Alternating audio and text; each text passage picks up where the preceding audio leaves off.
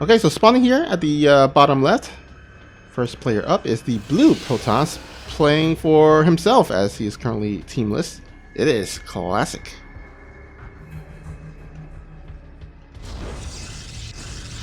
And his opponent, hailing from Taiwan, woo! It is Good Game Gaming's. Nice.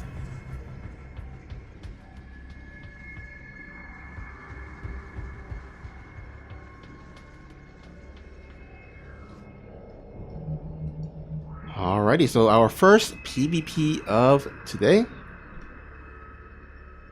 And again, there are going to be 2 slots remaining left here for these players to qualify. One of these Protosses will advance. Of course, we have seen Classic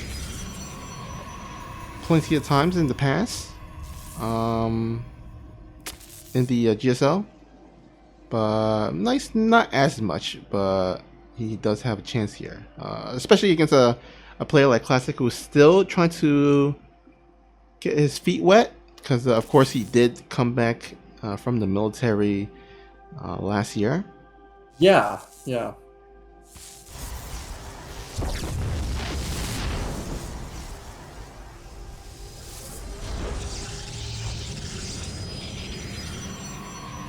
And actually, I believe Classic just joined Prep Esports literally exactly 1 week ago. Oh, right. And I think that's so cool. Like, even now, the scene is always changing and constantly moving. That's so cool. That's right. That is correct. My mistake. He is not teamless. He is currently playing for Prep Esports. So, congrats to him. He was, of course, previously on Alpha X. However, this year he has transferred over to Prep Esports. So, hopefully, Classic can start doing well. I mean, speaking of a Protoss that's come back recently from military, last year, was Hero, and look at him. He, ended up winning GSL the last season of GSL Code S, and was the first Protoss in 5 years to win the GSL finals. So, can Classic, keep it alive, or maybe can Nice keep it alive? The Protoss winning streak. So, we shall see. Yeah, for sure. Yeah, get those damn Zergs and Terrans out of there. We've had too many of them.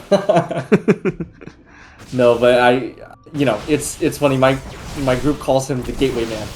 That's how he won, just with gateways. Right. Oh, man, I love that style. I absolutely, because it's so relatable. You have a big bank, you have 20 gateways. What else are you gonna do? Just spend it on a bunch of units. Like, it feels so good, I know, and it almost feels like playing like Zerg, where you just win by just pure units and overwhelming your opponent. Exactly. Yeah. Well, anyways, we'll have to see if Classic and or Nice want to replicate that. But it looks like Nice is going to be opening up with a Phoenix, a couple of Phoenixes, or, well, just, a Phoenix opening. On the other hand, Classic going for a pretty standard Twilight as well. So nothing too out of the ordinary just yet here in game number 1.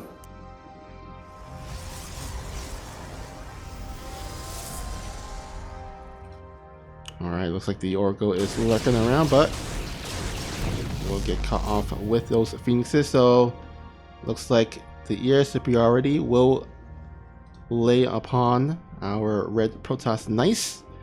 It's gonna go ahead and try to find some juicy probes, which you will find here at the main base.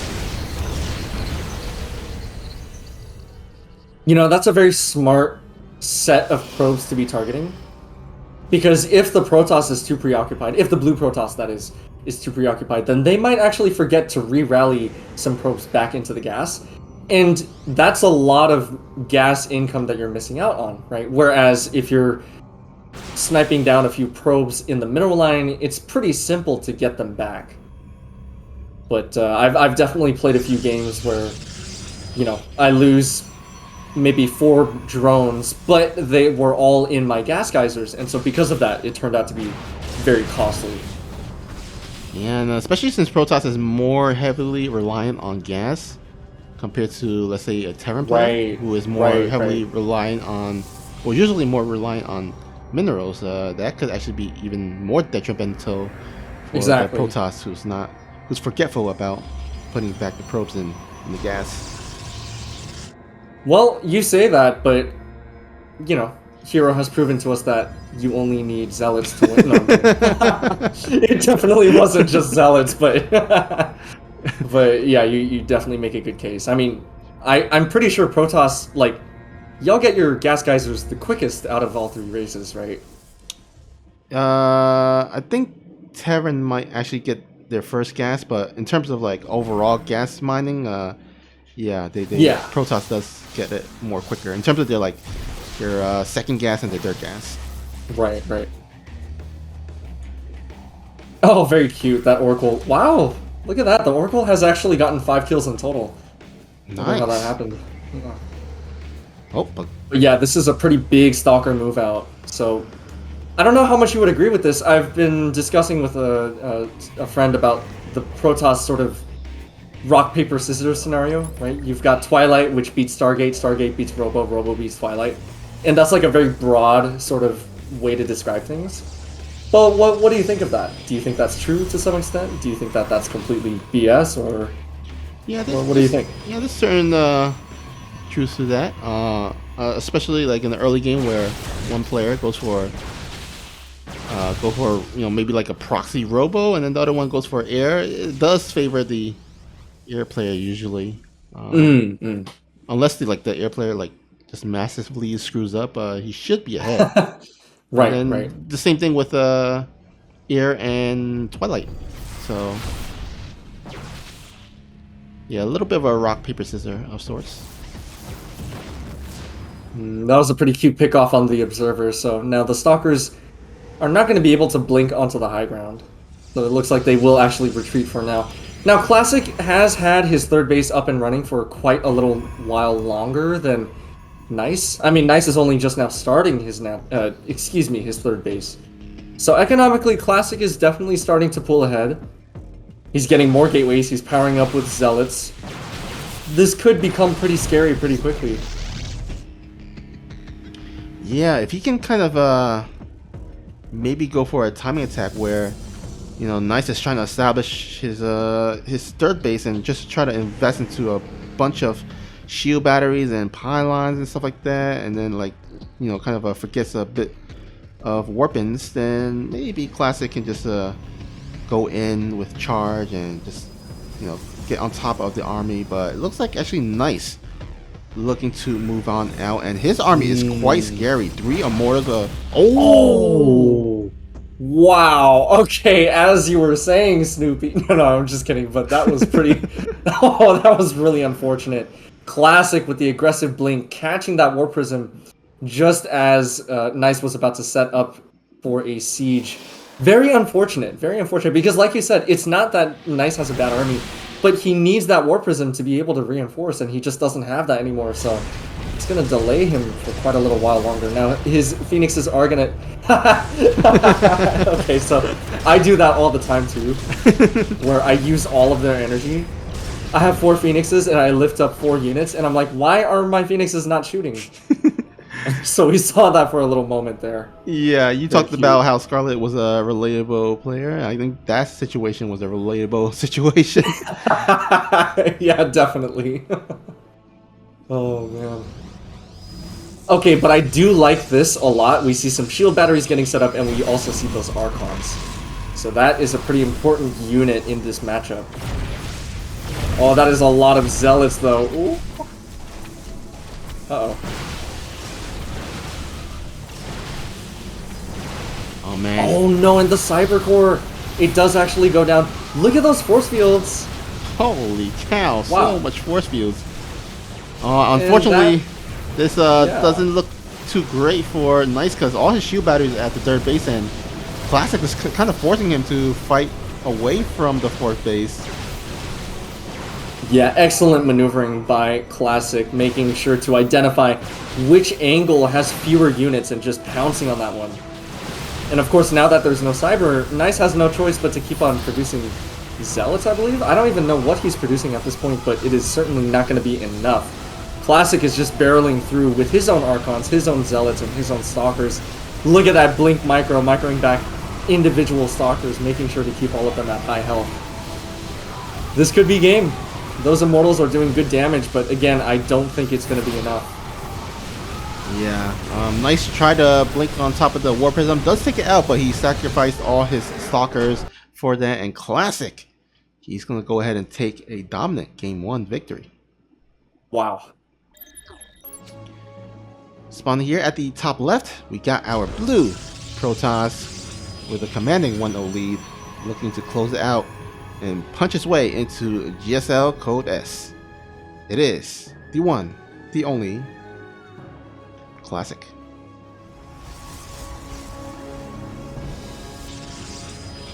And his Taiwanese opponent not quite able to keep up in the last game. From Good Game Gaming, it is Nice. Well, and what do we have here? Oh my goodness. Okay. I forgot when's the last time I seen a cannon rush in the PvP in Code S. Or yeah, right? GSL. Wow. Oh my goodness. This could be really good. This could be really bad. This is, I mean, one way or another, things are going to happen. That low ground pylon and that low ground cannon are not going to be scouted anytime soon. And as far as Nice knows, this second probe over on the high ground is pretty standard, I would assume. Oh, look at that. Okay, so this is the turning point. This is the moment that Nice realizes he's in a little bit of trouble. So he's actually going to full wall. I think that's a full wall, right? So he's fully walling off the main base.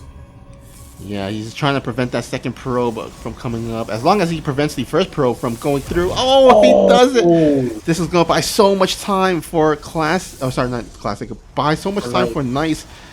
Oh, this is beautiful. Micro. Beautiful. Yeah, that was really, really smart.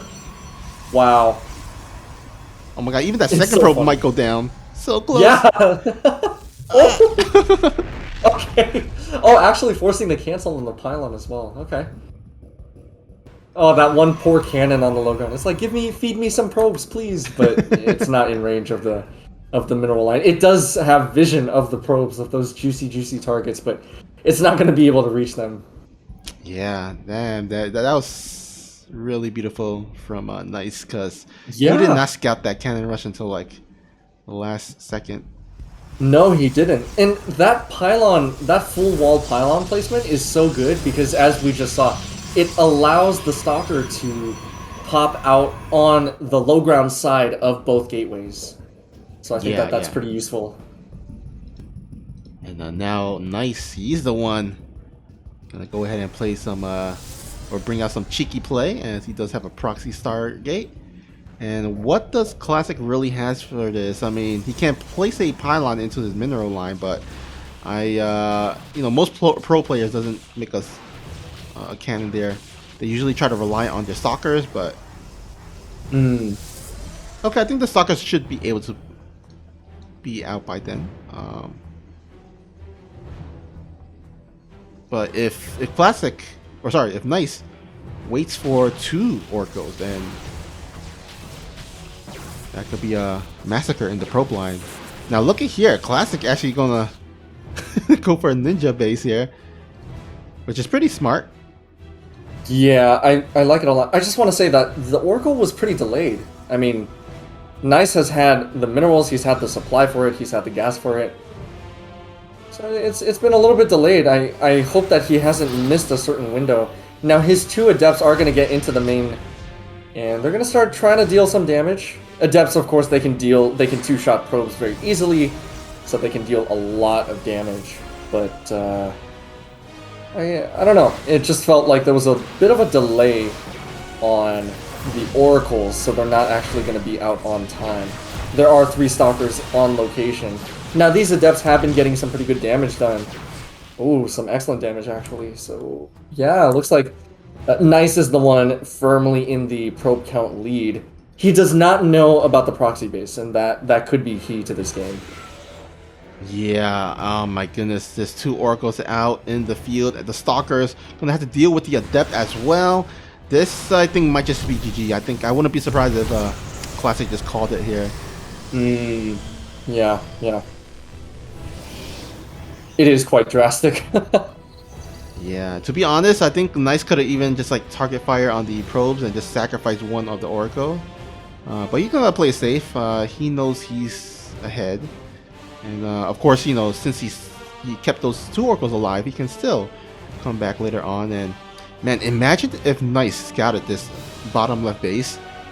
Like, Dude. he can just like completely wipe out all the probes there with those Oracles. Right, right. Oh my god, I think he's gonna scout it. Oh no way. Okay, so Nice, his spidey senses are tingling. Okay, so he sees it. He's like, what the heck? What is going on here? Oh man. Cue the sad piano music for these probes. Yeah. Let's put on the rain, the waterfall effect. Right? This is just so sad. Oh man. Okay, so if you're in Classic's position, what do you do here? Like, the game is basically over, but you're trying to pull yourself back in. What do you do? What is your Hail Mary? Well, for me, you know, if I was playing, I would have, you know, just typed GG. Yeah. Well played. Right. And then Go next. quit. Right. But being that, you know, Classic, he's a fighter. He's gonna go ahead and try to. I would say just go for a all-in push. I mean, really. Oh, DT Shrine.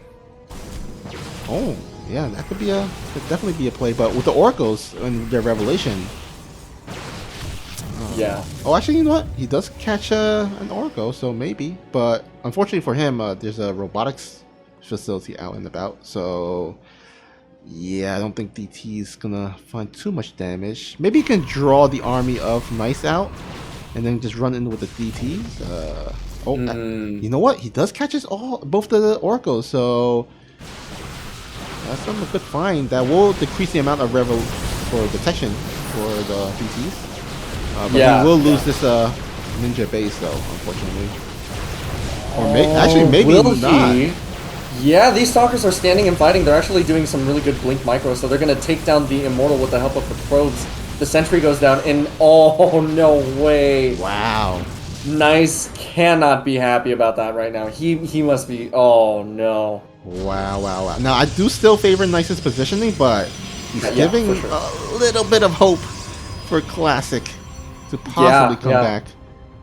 Yeah. Because not only did the ninja base survive and the economy survives and all that, but the army count is still here.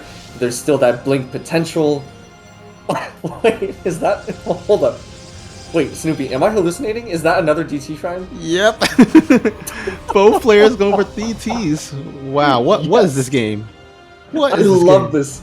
This is peak Protoss versus Protoss. Oh man, I'm so happy right now. Are we playing on NA? I feel like we're playing on NA ladder.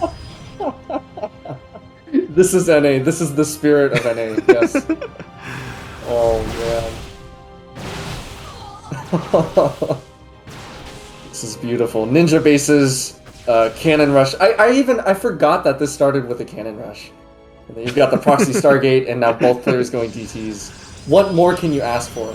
I know, right? Maybe a carrier transition or something. Oh man.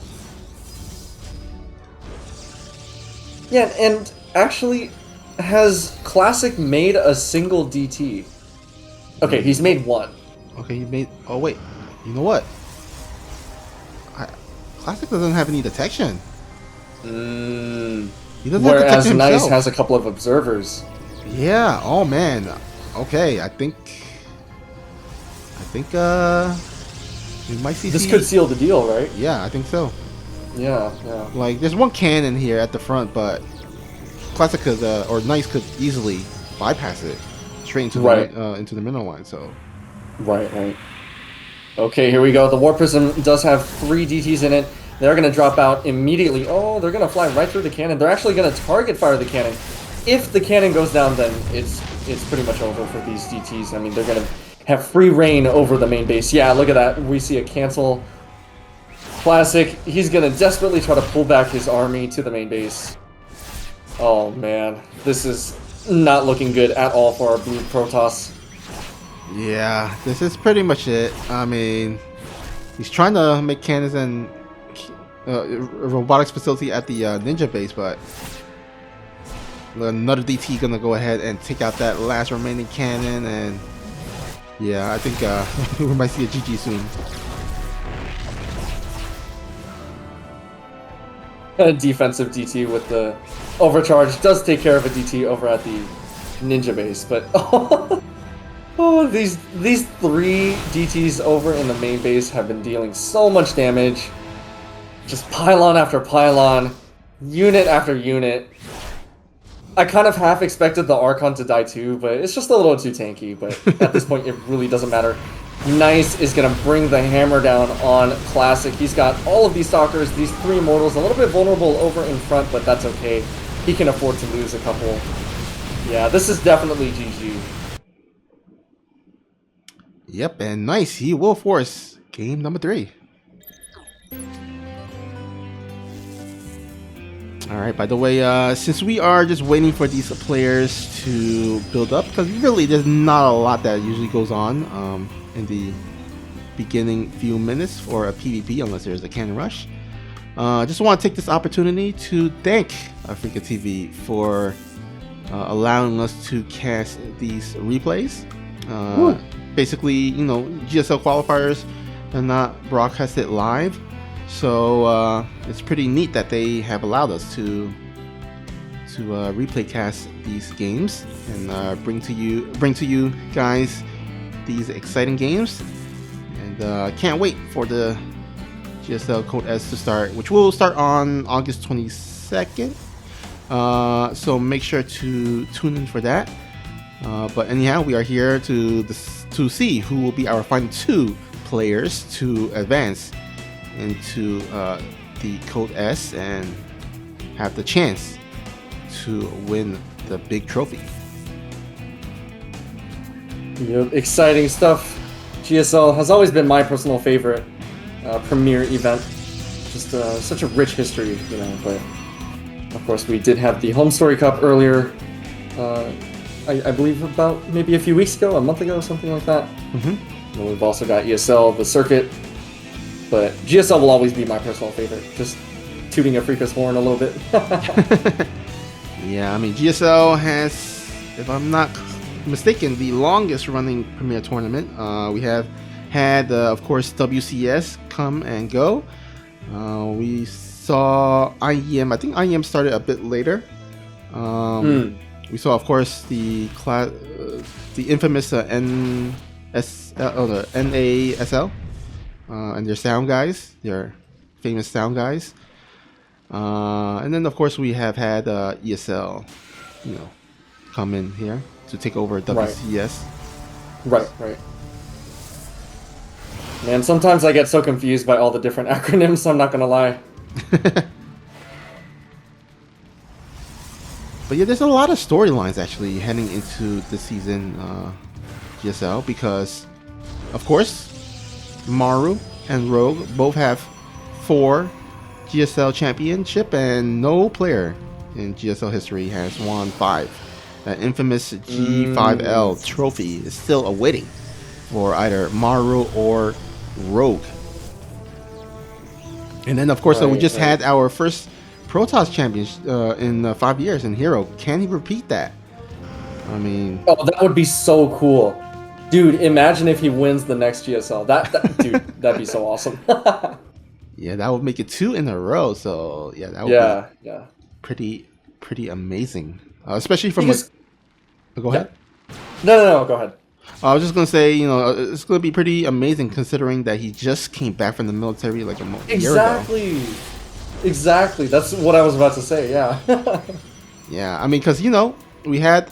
I would say besides Hero, maybe Beyond had the most success coming back from the military, because he came back and he won. You know, like a few months later, he won Chisadelphia, and also there was one more I forgot.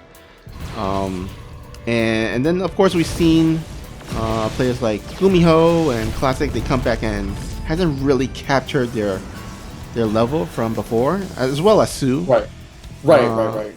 But yeah, we have Hero, who's pretty much the best Protoss right now, I would say, and he's our current reigning defending GSL champion. Right. The Gateway Man himself.